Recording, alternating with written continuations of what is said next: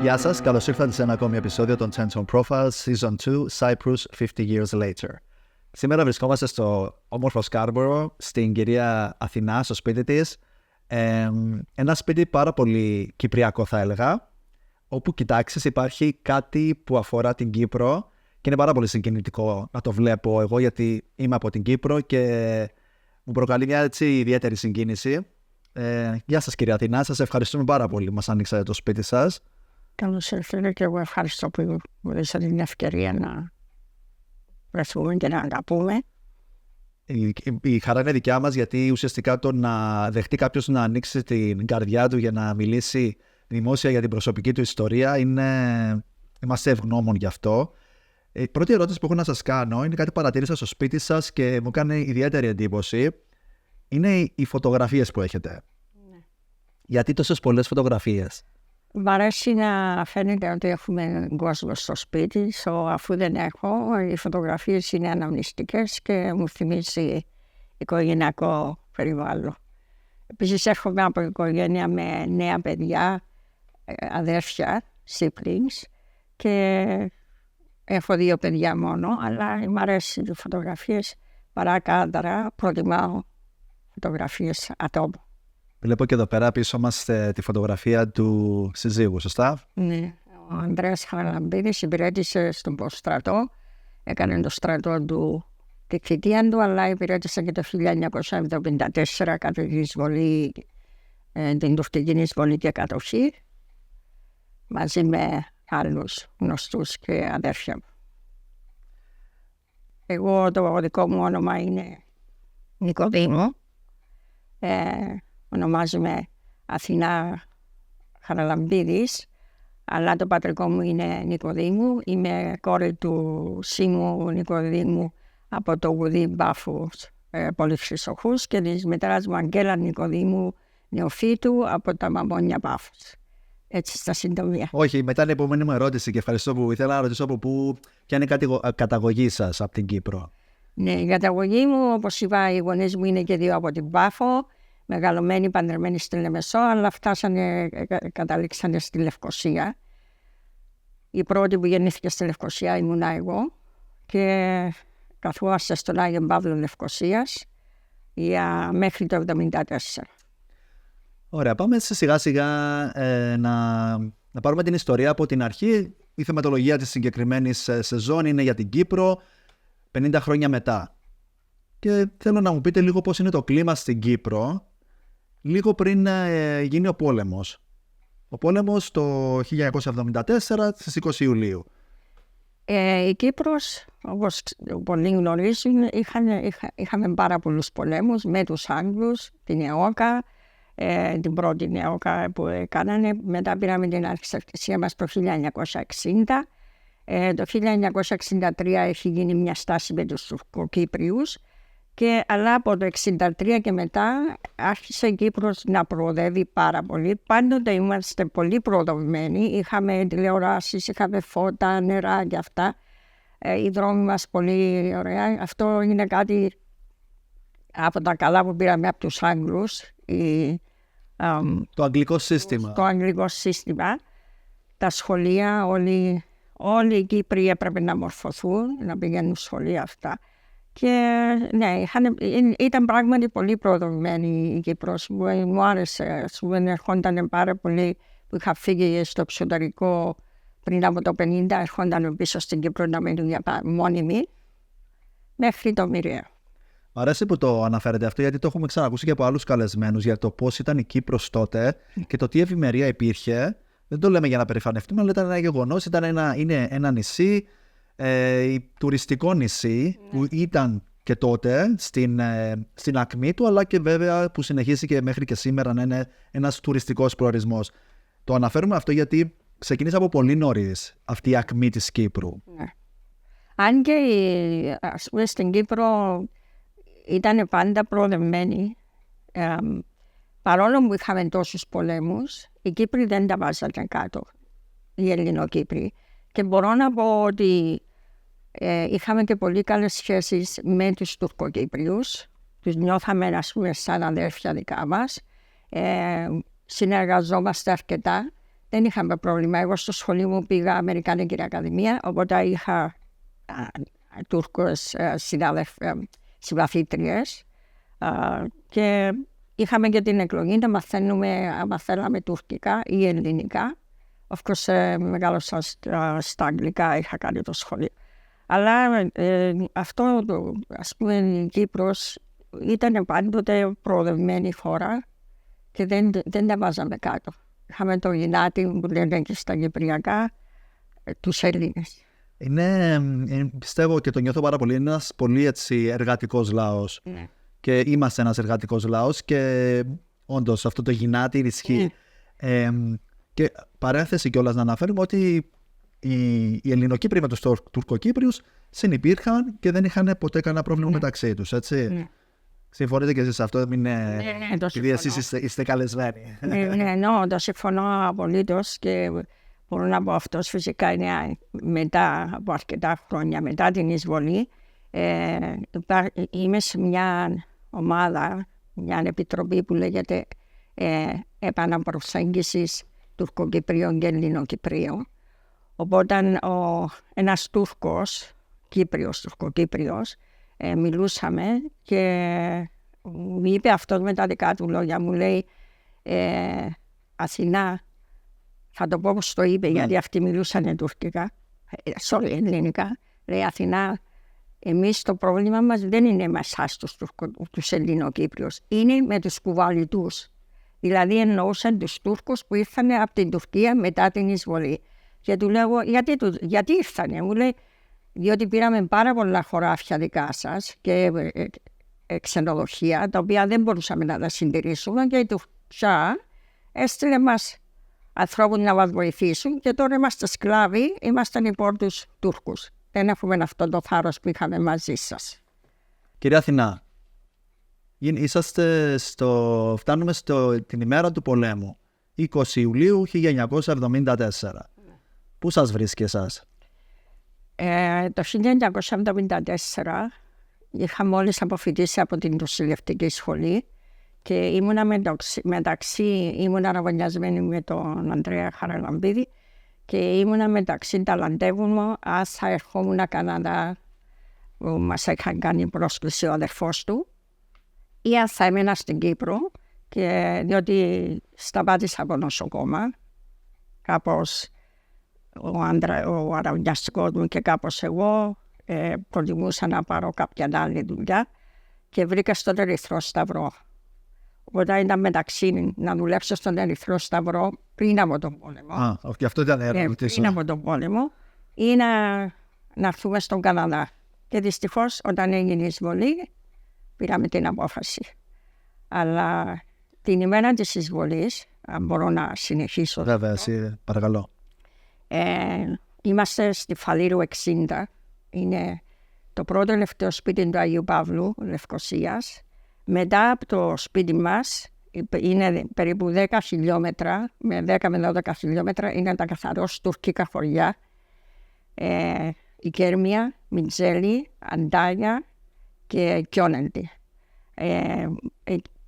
Κατά τις πρωινές ώρες 5:30 περίπου το πρωί είχαμε ακούσει τις σιρήνες και το breaking news εφτακτό ανακοινωθέ. Με συγχωρείτε τα ελληνικά μου ότι οι Τούρκοι είχαν εισβάλει στην Κύπρο. Φυσικά βγήκαμε έξω και επειδή όπως είπα είναι ανοιχτός ο χώρος, βλέπαμε τα αλεξίπτωτα να πέφτουν από το πανταδάκτυλο, να κατεβαίνουν στα χωριά αυτά που έχω προαναφέρει και είχαν, όπως βλέπαμε, έγινε η ground invasion.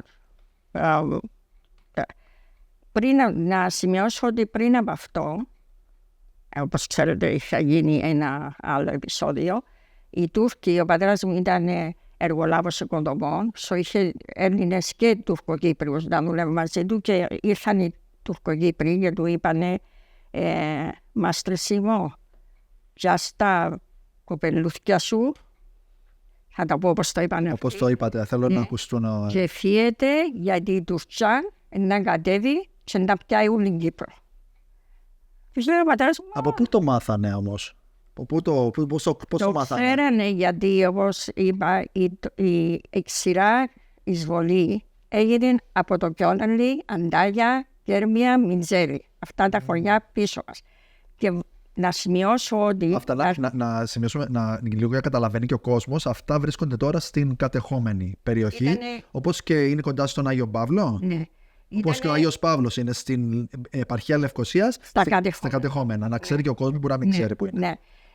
Μετά από το 1963 κάπως οι Τουρκοκύπροι είχαν συμμαζευτεί αρκετοί σε αυτά τα χωριά και πριν ας πούμε, μεταξύ 1963 και 1974 δεν περνούσαμε από αυτά τα χωριά να πάμε στην Κερίνα. Περνούσαμε και μετά έγιναν τα οδοφράγματα και ο κόσμος περνούσε από το οδόφραγμα μέσω αυτών των χωριών για να πάει πάνω στο βουνό και να κατέβει στην Κερίνια. Και όπως έχω προαναφέρει, μου λες πώς το ήξεραν οι Τούρκοι, εμείς τα βράδια ακούγαμε να ανοίγουν προχώματα και ακούγαμε αυτόν το θόρυβο της πορτόζες να ανοίγουν να σκάβουν. Ναι, να σκάβουν. Και λέγαμε, τι είναι αυτός ο θόρυβος, τι είναι αυτός ο θόρυβος. Και μας είπαν οι Τούρκοι ότι σκάβουν, αλλά φυσικά για αυτοί φοβούνταν να τα πούνε καθαρά.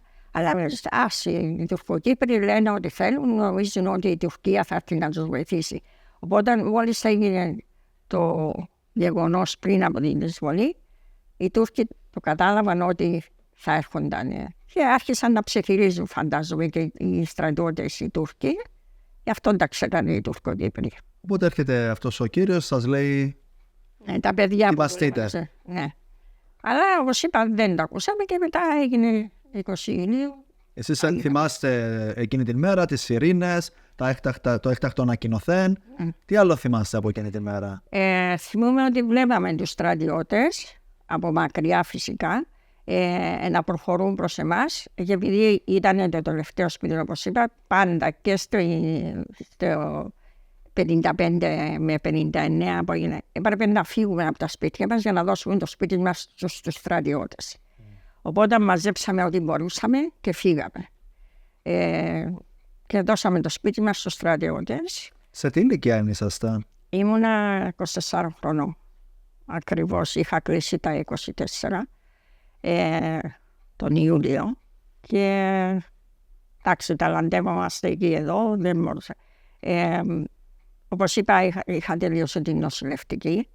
Οπότε ο άντρας μου, τότε αραβωνιαστικός μου, τον κάλεσαν να πάει στο στρατό. Και εγώ μας κάλεσαν η κυβέρνηση για πολιτική άμυνα και με το δίπλωμα της νοσοκόμας πήγα στο νοσοκομείο και καταρχήν... Έπρεπε βάσει νόμου, φαντάζομαι, ναι. Πολιτική άμυνα είναι για να πάτε στο καθήκον σας. Και επειδή έχετε τελειώσει την νοσηλευτική, έπρεπε να πάτε στο Γενικό Νοσοκομείο. Γενικό Νοσοκομείο Λευκωσίας. Άρχισα να πηγαίνω με τις άμπουλες, να μαζεύουμε πληγωμένους. Ήδη ξεκίνησε ο πόλεμος απευθείας 20 Ιουλίου, ξεκινήσανε... Ναι, από τις 6 και 4, 6 και μισή, ακούγαμε τα νέα. Αρχίσαν οι βομβαρδισμοί, άρχισαν να κατεβαίνουν, όπως είπαμε. Βλέπαμε τους στρατιώτες, βλέπαμε τα λεξίπτωτα. Φυσικά φύγαμε εμείς, αλλά ακούγαμε πυροβολισμούς. Ναι, όταν πήγαμε με την άμπουλανς να παίρνουμε... Παρέθεση, γιατί είναι ερωτήσεις που μου έρχονται έτσι, επειδή σας ακούω να τα αφηγήσετε, αλλά τα προσπερνάτε και λίγο, αλλά θα μείνω στο κομμάτι ότι ακούγατε τους βομβαρδισμούς, ακούγατε τους πυροβολισμούς. Τι νιώθατε? Όχι εκείνη την ημέρα, δεν θυμάμαι τόσο καλά εκείνη την ημέρα. Τους πυροβολισμούς τους θυμάμαι πολύ. Βομβαρδισμοί ήταν κάπως αργότερα. Τα αεροπλάνα ήταν κάτι, νομίζαμε ότι ήταν σαν έργο. Δηλαδή όπως βλέπεις στα έργα να περνάνε τα αεροπλάνα, τα μαχητικά. Τα μαχητικά αεροπλάνα, thank you. Έτσι τα βλέπαμε να περνάνε και να σφυρίζουν από πάνω μας. Ήταν φρικτό. Φαντάζομαι εσείς μένατε στον Άγιο Παύλο, ήσασταν όλη η οικογένειά σας μαζί και φεύγετε από το σπίτι. γίνονται όλα αυτά γύρω σας, πυροβολισμοί, βομβαρδισμοί, αεροπλάνα, και σας ενημερώνουν να πάτε, σας ενημερώνουν να πάτε στο Γενικό Νοσοκομείο. Να πάμε, ναι, να δώσουμε την παρόμβαση. Η αδερφή μου η μεγάλη ήταν και αυτή νοσοκόμα. Όπως οι περισσότεροι στην Κύπρο, είχαμε ένα μεγάλο χωράφι. Όποιος παντρευόταν έκτιζε εκεί. Οι δύο αδερφές μου οι μεγάλες είχαν ήδη τα σπίτια τους χτισμένα εκεί. Εγώ έκτιζα για να παντρευτώ, που ήμουν αγωνιασμένη. Οπότε ο αδερφός μου όμως ήταν παντρεμένος στον Άγιο Βασίλειο. Είχε σπίτι εκεί και όλοι τα χάσαμε τα σπίτια μας. Εκείνη την ημέρα, ήταν 20 Ιουλίου, φύγαμε. Όπως προανάφερα, εγώ πήγαινα με την άμπουλανς και έπαιρνα πληγωμένους από τα πεδία μάχης και από το σπίτι που πήγαμε εκεί. Αλλά το περισσότερο που θυμάμαι είναι ότι... Το πόσο σας ήταν μέσα στα ασθενοφόρα να πάρετε να μαζεύετε τους... Άρχισα από εκεί, ναι.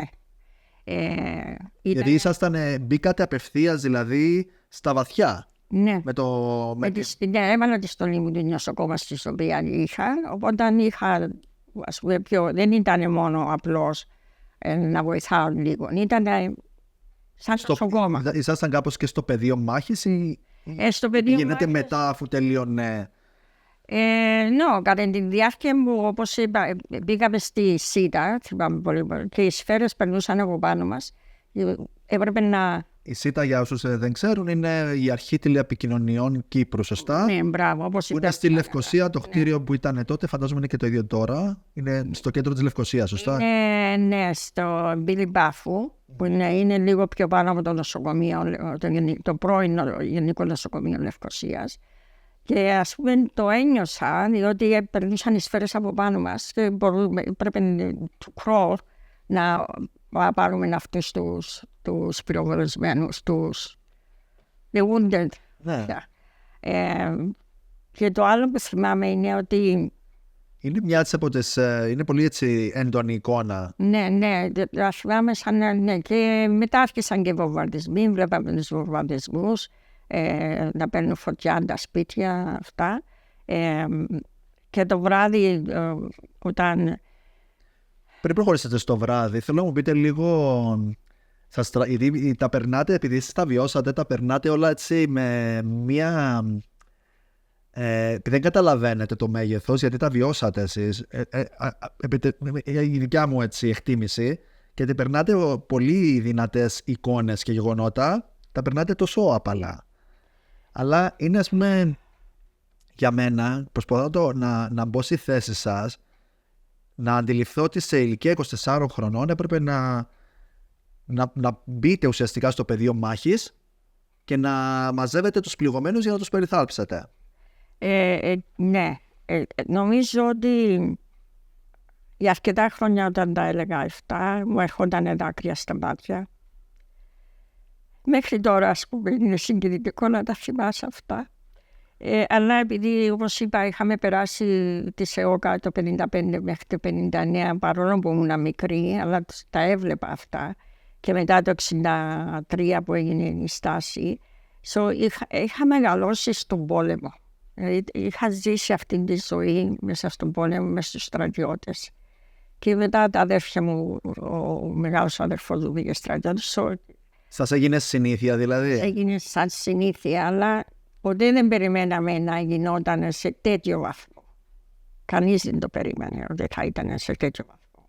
Δεν θέλω να σας φέρω σε δύσκολη θέση, αλλά δεν μπορώ να μην ρωτήσω αν είναι κάποια από τις εμπειρίες που ζήσατε στο καθήκον σας σαν νοσηλεύτρια, αν είναι μια από αυτές τις εμπειρίες που σας έμεινε...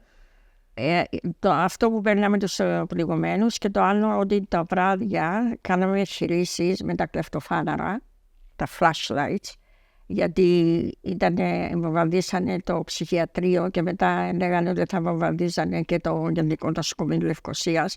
Οπότε προσπαθούσαμε όσο πιο λίγο αφότα να χρησιμοποιήσουμε. Φυσικά, επειδή δεν ήμουν διορισμένη νοσοκόμα, είχα παραιτηθεί εκείνον τον καιρό, δεν μπορούσα να μπω μέσα στα χειρουργεία, αλλά κάναμε μικρές επεμβάσεις, τα μικρά. Κρατούσαμε τα κλεφτοφάναρα να βοηθήσουμε τους γιατρούς. Θυμάμαι στις πρώτες βοήθειες όπου έρχονταν οι στρατιώτες πληγωμένοι και ρωτούσαμε, ας πούμε, που έχεις πληγωθεί και μας λέγανε Φαλήρου 60. Δηλαδή εκεί που μένατε. Εκεί που μέναμε.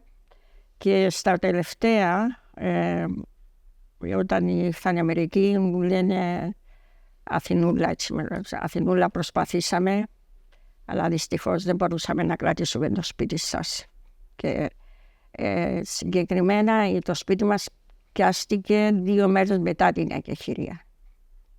Γιατί θυμάμαι ότι η αδερφή μου, η δεύτερη, είχε γεννήσει μέσα στον πόλεμο και θα βάφτιζα το παιδί της, οπότε τον πήρα για να το εκκλησιάσω και του λέω «Οκ, πάμε Γιώργο», ήταν βρέφος, να σου δείξω και το σπίτι της μαμάς και του παπά που θα πας να μείνεις μετά. Και όταν τον πήρα, πριν πιάσει το σπίτι μας, μεταξύ Ιουλίου και Αυγούστου, και την δεύτερη φορά που πήγα να πάρω, λέω «Οκ, τελείωσε και χιλιάδες, τα σπίτια μας δεν τα πάμε, πάω να δω». Αλλά ακόμη ο πόλεμος δεν είχε σταματήσει εκεί. Ενώ υπήρχε ουσιαστικά και χειρία, συνεχιζόταν. Που είναι θεωρητικά βάση καταστατικού, δεν θα έπρεπε να γίνει αυτό. Εντάξει, πολλά καταστατικά τα οποία λέγονται, γράφονται και δεν τηρούνται. Ο πόλεμος ποτέ δεν είναι κάτι ευχάριστο, ποτέ. Θα σας βρίσκει στην Κύπρο να πρέπει να περιθάλψετε τους στρατιώτες. Για πόσο καιρό έγινε αυτό, πόσο καιρό κράτησε το καθήκον σας? Μέχρι τη δεύτερη εισβολή, μπορώ να πω 16 Αυγούστου. Μέχρι και τις 16 Αυγούστου ήσασταν στο Γενικό Νοσοκομείο Λευκωσίας μαζί με τους τραυματιοφορείς, να τους παίρνετε στο νοσοκομείο. Δεν πήγαινα κάθε μέρα. Όταν ήταν λίγη ησυχία, έμενα με την πεθαρά μου που έμενε στο Στρόβολο. Αρκετές φορές τα μαζεύαμε γιατί λέγανε θα εκλογίζαν τη Λευκωσία, που όταν πήγαμε. Οπότε ήσασταν και κάπως stand-by στο να φύγετε και από τη Λευκωσία? Ναι, είμαστε stand-by να φύγουμε και από τη Λευκωσία. Ένα διάστημα πήγαμε στη Λεμεσό, σε μια θεία μου, αδερφή της μητέρας μου. Φεύγαμε από το ένα σπίτι στο άλλο. Όπου βρίσκαμε σπίτι, εδώ που νομίζαμε ότι δεν θα, μέχρι στα βουνά πήγαμε. Αλλά πιο πολύ εγώ έχω ζήσει τη ζωή μου εκείνα τα χρόνια στο νοσοκομείο, γιατί ήμουν ελεύθερη, αραβωνιασμένη, δεν είχα παιδιά, δεν είχα δουλειά, δεν είχα τίποτα να κάνω. Είχατε και το χρέος σας και το καθήκον προς την πατρίδα εκείνη τη στιγμή που σας χρειαζόταν. Και πολύ καλά κάνετε και πραγματικά εκ μέρους δεν ξέρω ποιον, αυτόν τον άνθρωπο που βοηθήσατε, σας ευχαριστούμε γιατί κάνατε. Είσαστε μια ηρωίδα κι εσείς μέσα στους πολλούς ήρωες, έτσι. Δεν είναι αλήθεια, είναι γεγονός, γιατί το να συμμετέχεις σε έναν πόλεμο χωρίς να το θέλεις, φαντάζομαι είδατε και τον δρόμο στα μάτια των ανθρώπων που ήταν τραυματισμένοι. Ναι, ήταν πολύ οδυνηρό, γιατί δεν είχαμε χώρο να τους βάλουμε τους πληγωμένους, να βλέπεις τις πρώτες βοήθειες στο πάτωμα, δηλαδή κάτω στο πάτωμα να τους έχουμε, να είναι πληγωμένοι, να κλαίνε, να φωνάζουν, να πονάνε. Έξω οι συγγενείς, οι γνωστοί να κοιτάζουν αν είναι οι δικοί τους. Φυσικά ήταν και πεθαμένοι, πληγωμένοι και πεθαμένοι. Ήταν φρικτό, δεν μπορώ να το περιγράψω πιο. Ήταν το χειρότερο έλας της ζωής μου, δηλαδή, που έχω ζήσει. Ήταν κάποιος από αυτούς τους πληγωμένους που γνωρίζατε, ήταν κάτι που, ή αν δεν γνωρίζατε κάτι που, μια περίπτωση που βοηθήσατε που ακόμα μέχρι και σήμερα σας έρχεται στο μυαλό πιο συχνά? Αυτά τα δύο που είπα, ότι περνούσαν οι σφαίρες από πάνω μας για να πάρουμε τους πληγωμένους από τη ΣΥΤΑ, και το άλλο ότι κάναμε τις εγχειρήσεις με το κλεφτοφάναρο ή πλέναμε τα εργαλεία για εγχειρήσεις, και τώρα ας πούμε κάθε φορά μου το σκέφτομαι, λέω, δηλαδή τα κάναμε έτσι στα γρήγορα, πώς θα έχουν αιμονηθεί με αυτά τα εργαλεία, γιατί όταν βιάζεσαι και δεν έχεις, οπωσδήποτε θα σου φύγει και λίγο να μην τα αποστηρώσεις όπως πρέπει να γίνουν. και όπως είχαμε μάθει στην νοσηλευτική να κάνουμε. Ναι, ήταν... Πολλές εικόνες πρέπει να έχετε στο μυαλό σας. Ναι. Όταν τα βλέπω, ας πούμε, και τώρα που βλέπω τον πόλεμο στη Παλαιστίνη, λέω, αυτά έχουν γίνει ακριβώς και μέσα στην Κύπρο. Και το χειρότερο είναι ότι όλοι λένε θα βοηθήσουν. Ρωσία, Αμερική, Ελλάδα, Αγγλία, κανείς δεν βοηθάει. Αυτό είναι, ας πούμε, το παράπονο μας, ότι κανείς δεν βοήθησε. Η Ελλάδα έχει τα δικά της προβλήματα εκείνον τον καιρό, οπότε άφηναν το πεδίο στην Κύπρο ελεύθερο να μπουν οι Τούρκοι να κάνουν ό,τι θέλουν. Θα μπορούσε να είχε σταματήσει από την πρώτη μέρα ουσιαστικά ο πόλεμος, έτσι. Υπήρχε δυνατότητα. Υπήρχε δυνατότητα, και όπως ακούω τώρα τελευταίως που έχουν γίνει αρκετά ανακοινωθέν και έχουν εμφανιστεί documents από την Αμερική, ότι ο Kissinger τα ήξερε όλα αυτά, ο Νίξον τα ήξερε όλα, αλλά είχαν τα δικά τους προβλήματα. Ο Kissinger δεν είχε πρόβλημα να περάσει ο Τούρκος να πάρει, παρόλο που ήταν μόνο 18%, να πάρει 33%, το βρίσκει ότι αυτό είναι σωστό. Και ακριβώς όπως, γιατί κάποια φορά λέω εγώ, τώρα όλοι οι Κύπροι λένε φταίει η Αμερική, φταίει η Ρωσία. Λέω πάντα θα τα βρούμε σε κάποιον άλλο. Και όμως τώρα τα βλέπουμε ότι πράγματι αυτοί φταίγανε. Και είναι πολύ σωστό που το αναφέρετε αυτή τη στιγμή, γιατί είναι πολλά πράγματα που δεν έχουν υποθεί. Είναι ένα πρόβλημα που είναι ακόμη υπάρχει, δηλαδή δεν έχει λυθεί. Η Κύπρος είναι υποκατοχή. Δηλαδή δεν πρέπει να το ξεχνάμε αυτό και να το κοιτάμε απλά χωρίς να κάνουμε. Ουσιαστικά εμείς οι πολίτες δεν ξέρω κατά πόσο μπορούμε να κάνουμε και πολλά πράγματα. Οι άνθρωποι σε πολιτικές θέσεις είναι αυτοί που έχουν τη δύναμη να κάνουν τις αλλαγές, αλλά από την πλευρά μας τουλάχιστον να φέρνουμε κάποια έτσι ενημέρωση προς τα έξω. Να ξέρει ο περισσότερος κόσμος ότι είναι ένα πρόβλημα που ακόμα υπάρχει στην Κύπρο.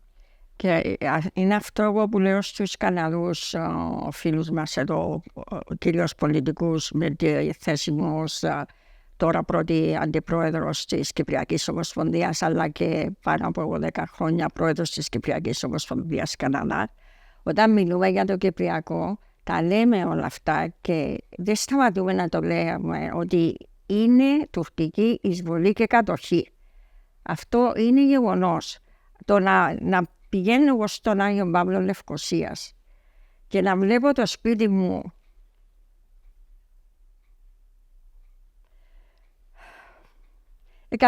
ούτε 100 μέτρα, δηλαδή ένα μπλοκ όπως λένε και οι Καναδοί, να το βλέπω και να μην μπορώ να πηγαίνω εκεί, είναι πολύ λυπηρό. Γιατί λες, είναι τόσο κοντά, δηλαδή μπορεί να τον αγγίξεις με το χέρι σου. Όποτε πάω και βγάζω φωτογραφίες και το βλέπω και λέω, μπορούν οι ξένοι να πάνε, αλλά εμείς ως Κύπροι πολίτες, ειδικά εμείς ας πούμε, είναι αρχηγείων τους Τούρκους, δεν μπορούμε να πάμε να το επισκεφθούμε. Δεν είναι προσβάσιμο στην... Όχι. Όχι, το βλέπεις από μακριά, έχω και φωτογραφίες, το βλέπεις από μακριά, αλλά δεν μπορεί να πας. Ένας ξένος μπορεί να περάσει, όχι εμείς οι Ελληνοκύπριοι, γιατί είναι αρχηγείο τους. Αυτό πώς σας κάνει να νιώθετε? Πολύ λυπηρό, ας πούμε, γιατί δεν είναι, πώς να πω, είναι μεγάλη αδικία, γιατί είχαμε καλές σχέσεις με τους Τούρκους και περνούσαμε καλά μαζί τους. Εγώ από μικρή, ας πούμε, όπως είχα πει, που είμαστε κοντά στα τουρκικά χωριά εκεί, και το ότι ο πατέρας μου είχε υπαλλήλους Τούρκους και ότι είχα συμμαθήτριες Τουρκισσές, και στο νοσοκομείο είχαμε νοσοκόμες από Τουρκοκύπριες. Υπήρχε μια ομαλότητα, δεν υπήρχε αυτό που λέγανε, ας πούμε, ότι δεν μπορούσαμε να συζήσουμε. Συνυπήρχαμε ειρηνικά ουσιαστικά. Δεν υπήρχαν προβλήματα, τα προβλήματα νομίζω τα φέραν άλλοι. Ναι. Δυστυχώς. Και τελειώνει ο πόλεμος, τελειώνει και η δεύτερη εισβολή. Έχετε όλες αυτές τις εικόνες που κουβαλάτε μέχρι και σήμερα από ό,τι νιώθω. Θα σας είναι πολύ δύσκολο να μιλάτε γι' αυτό και το κατανοώ, γιατί δεν είναι κάτι εύκολο. Ο Καναδάς πώς προέκυψε? Όπως είπα, καταρχήν επειδή είχα αφήσει την νοσηλευτική, σκεφτόμουν για τον Ερυθρό Σταυρό, λέω και εγώ, εντάξει, πάμε, λέει ο ραβωνιαστικός μου, πάμε στον Καναδά να δουλέψουμε 1-2 χρόνια, να κάνουμε λίγα λεφτά, ίσως να μας αφήσουν και το σπίτι και να πάμε. Αλλά δεν μπορούσα να έρθω εγώ, γιατί είμαστε ραβωνιασμένοι, έπρεπε να παντρευτούμε. Όταν παντρευτήκαμε 3 Νοεμβρίου και 21 Δεκεμβρίου φύγαμε με το πλοίο από τη Λεμεσό στον Πειραιά, από την Πειραιά στην Αθήνα με αεροπλάνο, Ιουγκοσλαβία, Μόντρεαλ, Τορόντο και φτάσαμε στον Καναδά. Ευτυχώς ο Καναδάς είναι φιλόξενη χώρα, είναι κάπως ουδέτερη, δεν έχω πρόβλημα με τον Καναδά, νομίζω ότι αρκετά είμαστε. Και μετά από 50 χρόνια ακόμη είμαστε εδώ. Δηλαδή εσείς φύγατε λίγο μετά τον πόλεμο, λίγους μήνες μετά, αφού παντρευτήκατε τον σύζυγό σας, κάνατε αυτό το μακρύ ταξίδι που κάνανε όλοι, γιατί το αεροδρόμιο δεν υπήρχε πια. Ναι. Πώς ήταν να φεύγετε από την Κύπρο? Νεαρή, επειδή είχα την ελπίδα ότι θα πηγαίναμε πίσω. Μετά το 1976 γέννησα τον πρώτο μου γιο. Πήγαμε στον Κύπρο το 1977 να βαφτίσουμε. Βλέπαμε ότι προχωρούσαν λίγο τα πράγματα. Οι συνομιλίες λέγανε ότι θα μας δίνανε κάτι. Δεν ήταν εγκάσιο. Το 1978 γέννησα την κόρη μου, το δεύτερο μου παιδί. Και μετά πηγαίναμε περίπου κάθε 10 χρόνια, επισκεφτόμαστε. Αλλά είχαμε πάντα αυτή την ελπίδα ότι θα πάμε πίσω στα σπίτια μας. Και όταν εδώ στον Καναδά πάντοτε, με την εμπειρία μου στην Κυπριακή Ομοσπονδία και με σεμινάρια και εκδηλώσεις που κάναμε εδώ στον Καναδά, πάντα το λέγαμε, ας πούμε, ότι το πρόβλημα είναι η Τουρκία. Το πρόβλημα είναι εισβολής και κατοχής. Ένα γεγονός που δεν το ξεχνώ εδώ στον Καναδά, μιλήσαμε την πρέσβη του Καναδά στην Ελλάδα, που κάλυπτε και την Κύπρο, και όταν της εξήγησα για το σπίτι μου ότι η απάντηση ήταν get over it. Της λέω, oh yeah? You want me to get over it? So how would you feel if I come and I live in your house and I give you 2 minutes to get out of your house? What would you feel? She said, oh, this is different. What is the difference? It's my house. They came, they threw me out, and they still occupy my house. Δηλαδή, ας πούμε, εκεί που περιμέναμε, και αυτοί ήταν Polish, Canadian Polish. Που και αυτοί κι αν έχουν περάσει. Ναι. Αλλά οι περισσότεροι Καναδοί πολιτικοί το βλέπανε, αλλά δεν μπορούσαν να κάνουν τίποτα. Νομίζω ήταν πολύ δύσκολο για τον Καναδά και τότε να πάρει κάποια θέση, από ό,τι κατάλαβα. Αλλά ναι, το μόνο που κατανοώ ότι μπορεί να έκανε ο Καναδάς τότε να συμπεριφερθεί στους ανθρώπους που ήρθαν με τον πιο εύκολο τρόπο να ενταχθούν στο σύνολο. Ναι, από ό,τι ξέρω, εμείς δεν ήρθαμε ως πρόσφυγες, παρόλο που είμαι πρόσφυγας στην Κύπρο. Στον Καναδά δεν ήρθα ως πρόσφυγας, ήρθα ως μετανάστης, γιατί είχα την πρόσκληση από το γουνιάδο μου, τον αδερφό του άντρος μου. Σε 3 μέρες με το δίπλωμα της νοσοκόμας, παρόλο που είχα σταματήσει στην Κύπρο, μπήκα δουλειά στον Καναδά. Οπότε ξεκινήσατε απευθείας, μπήκατε. Σε 3 μέρες μπήκα στη δουλειά. Τα χιόνια, εντάξει. Εκείνο το καιρό είχε πάρα πολλά χιόνια. Αλλά κάναμε αρκετές εκδηλώσεις. Σε αυτές θέλω να μείνω. Δηλαδή ήρθατε από την Κύπρο μετά τον πόλεμο, παντρευτήκατε, ήσασταν ήδη παντρεμένοι, κάνατε τα παιδιά σας εδώ και ήσασταν πάντα από την πρώτη στιγμή ενεργοί στα κυπριακά δρόμενα.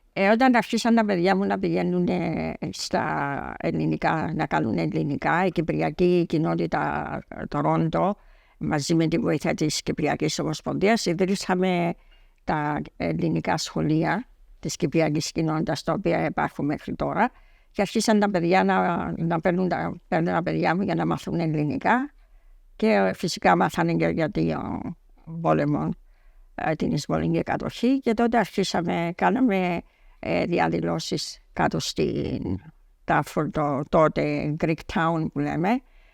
Μια περίπτωση βάλαμε όλες μαύρα ρούχα και ντύσαμε μια κοπέλα άσπρα, αλυσοδεμένη στο τρακ, και πήγαινε και λέγαμε να σπάσει τις αλυσίδες στην Κύπρος για να ελευθερωθεί. Ήταν το μήνυμα. Ναι, αλλά είχαμε τον Κώστα Χριστοφίδη, ο οποίος ήταν πρίτανης στην Κύπρο, στο Πανεπιστήμιο Κύπρου για αρκετά χρόνια.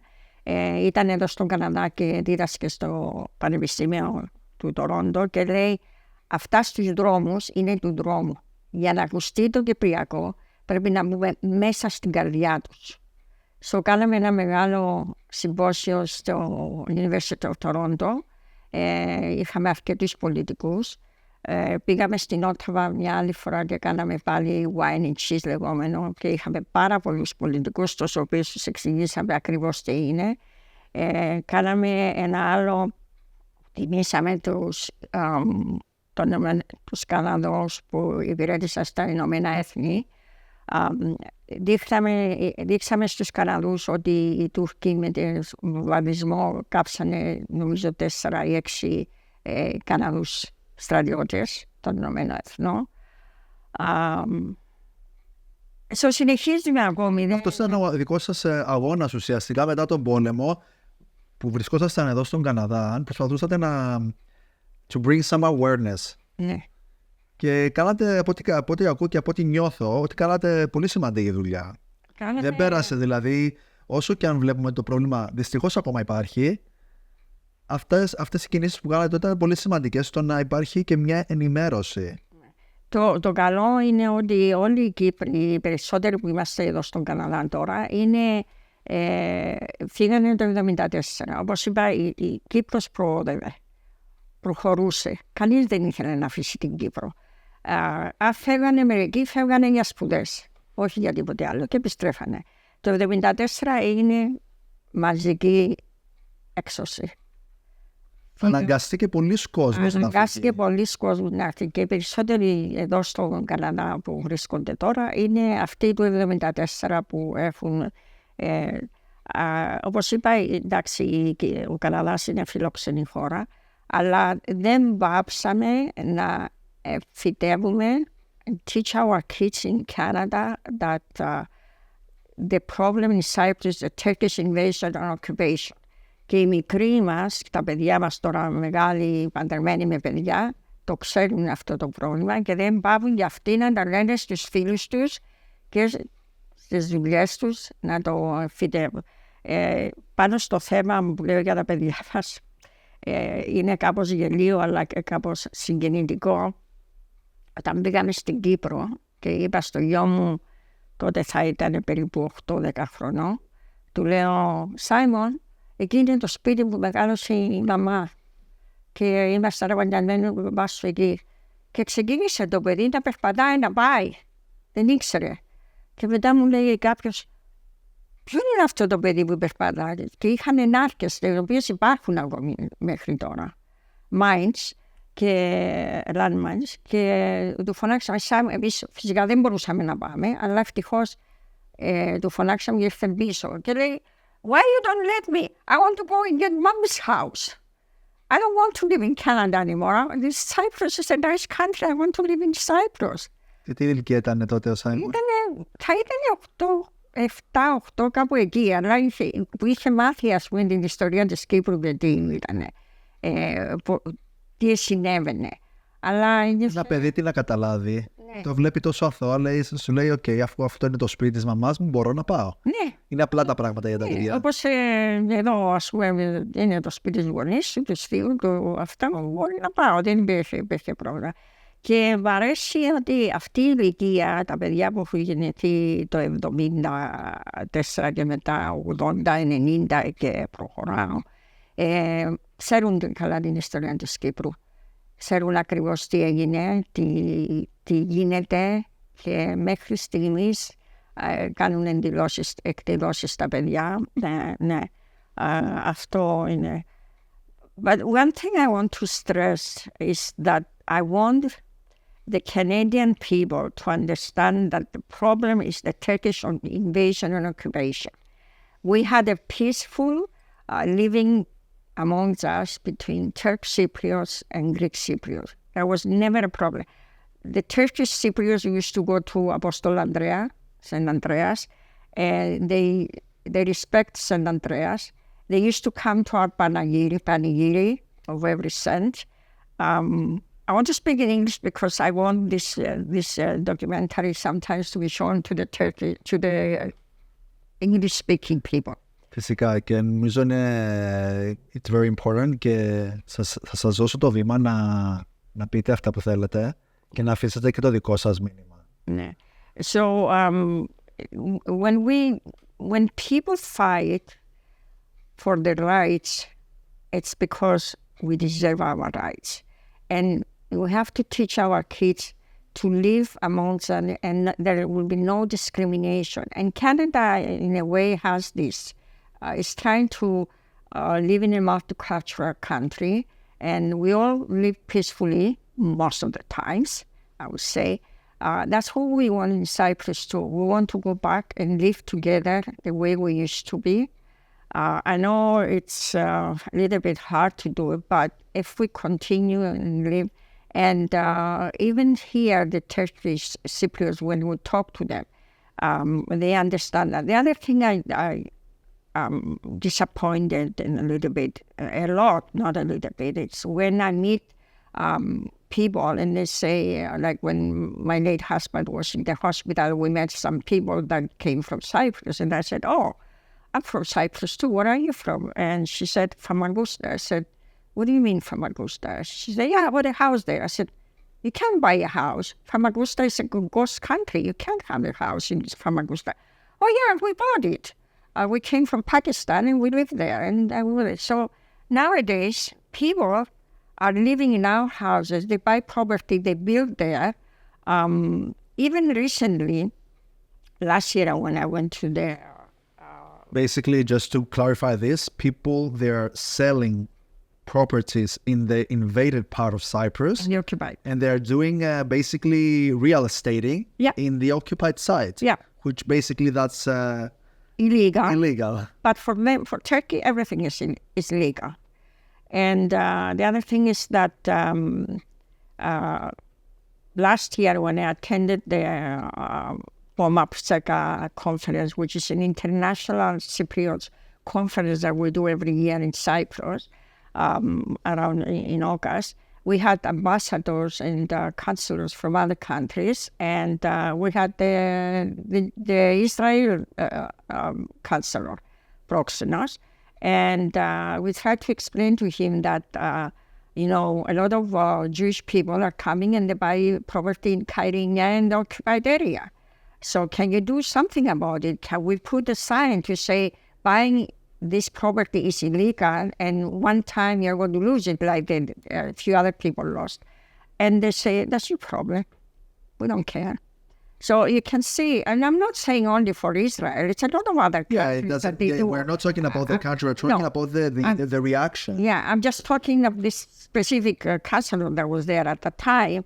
But even other times when you talk to them, like this Polish ambassador, she told me, get over it. When you see people, but then you see other people like Paul Calandra, was now in MPP. He went to Cyprus. We used to take politicians to Cyprus and show them how the difference between, what's going and happening in Cyprus. And I remember Paul Calandra, he came down for breakfast and he wouldn't eat. And I said, what's going on? He said, from my balcony, I could see the Dactylos, the mountain on the northwest side. And he said, I just had tears in my eyes. I lost my appetite. So when you see people... Yes, I feel like the same way when people, they don't visit Cyprus and they don't go close to the borders to see and feel what is going on, to go in Nicosia, to see the mountain, to see the Turkish flag, being there. And it's very, I think if you don't see that, I grew up watching that. Yeah. And it's a depressing thing and very disappointing thing to watch every day. Yeah. And people, they need to understand this is the only European divided capital, and they should do something about it. And it's unacceptable for a European country, being in the European Union, the issue to still be in that state. Yeah. 50 years later. Yeah. And the other thing I remember when the Annan plan, we contributed to that too. We had signatures, we signed petitions, and we sent it to then President Agios Pavlos, and we told them we're against it. And everybody was saying, no, it's good. No, what's good? It was giving the Turks everything they wanted and nothing to the Cypriots. So what is it? It wasn't a solution. It was nothing. I'm not going to go and live under the Turkish occupation and have the Turkish people tell me how to live and how to survive. The same with the Clave people. They had a hard time, and I congratulate those people with their patience staying there in the Clave part in the Agios Andreas and what's that area? I forgot now. After Famagusta. Ριζοκάρπασο, thank you. Κυρία Αθηνά. Τελειώσαμε. Σχεδόν τελειώσαμε. Φτάνουμε σιγά σιγά στο τέλος. Πολλές πληροφορίες, πολλά γεγονότα στη ζωή σας. Σας πνίγει το δίκαιο, το νιώθω και είναι απόλυτα... It's totally normal to feel that way. It's a lot of emotions inside all of us, feeling what we went through as a nation. You did a great work here, though. We tried. And in behalf of, from our end, we would like to thank you for everything you did for the Cypriots in Canada. We did. And I can see that. I've been here 8 years, and it's a very... I've seen a very active community, very interesting personalities, people that they did their best to keep the awareness, and that's, I feel, the most important, and we should continue doing that. That's why we're doing this project. And I want to ask you, I want actually to get a wish from you before we close this episode. What will be your wish? I wish that we will go back to what we were before and live together peacefully that we used to. I don't want to die like my parents died, with a heavy heart that they lost what they lost. And by the way, when my parents got their refugee apartment, and they both died in 1995, at that time it was, you get the refugee house as long as you live. So when they died, they took it. And now we don't have anything from our parents. We don't have, nowadays... I didn't know that. Yes, before 1995, actually they started giving it to the kids after, I think, around 2005. Oh, they changed the law after. And they changed the law. But at that time, when my parents got the apartment from, we lived in Agios Pavlos, but because we were 9 kids, okay, some of us, I think 3 of us were married, the rest of them were still single. They had to go somewhere because they couldn't live in a 2-bedroom house with so many kids. And instead of Agios Pavlos, they went to Aglaja. And it's so sad because now they are buried in the Green Line. The cemetery that they're both buried are in the Green Line in Aglaja, where under the Cyprus universities. I want people to understand our grief. I want them to know that we lost people. A lot of people died I know a lot of people were missing and some of them were found. But a war is a war. And don't ever think that a war brings peace or solution. It doesn't. Trust me. I've been through 3 wars and I know. And seeing things now on TV, what's going on in Palestine, not blaming one or the other, I'm saying people are dying. Lives are lost. People are suffering. When you see the planes throwing food from the airplanes, I feel like Moses and the Jewish people with the manna. Manna? Yeah. And I'm thankful that I live in Canada and I didn't suffer, but I know how people living in the tents, people running to save themselves.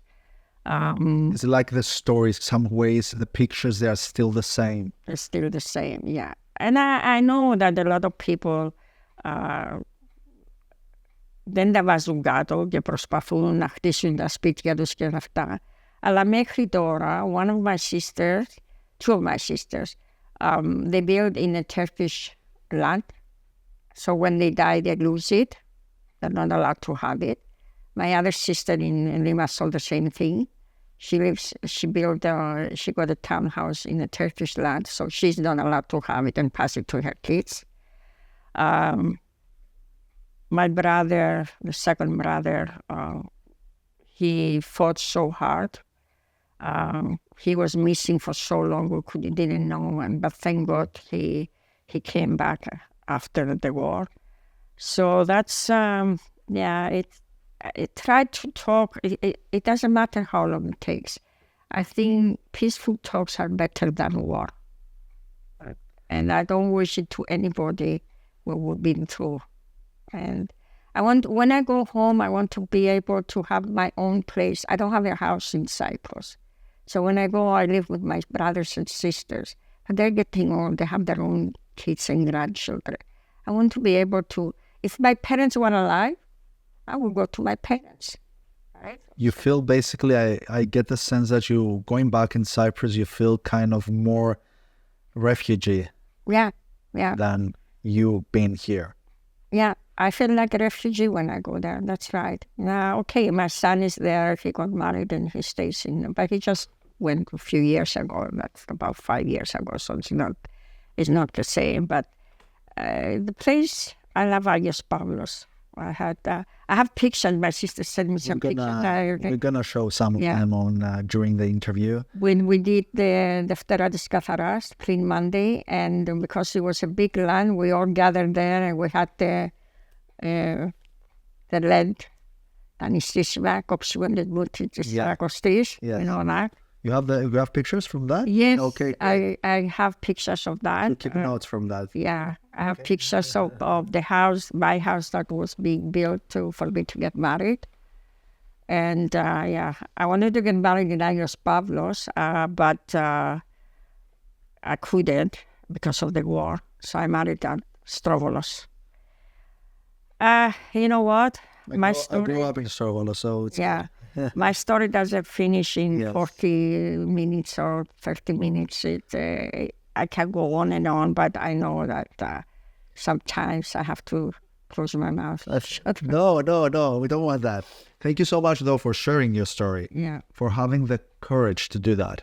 It's not an easy process. And it was an amazing journey that we went through together. Thank you so much again. Thank you for coming and thank you for taking the initiative to do this interview.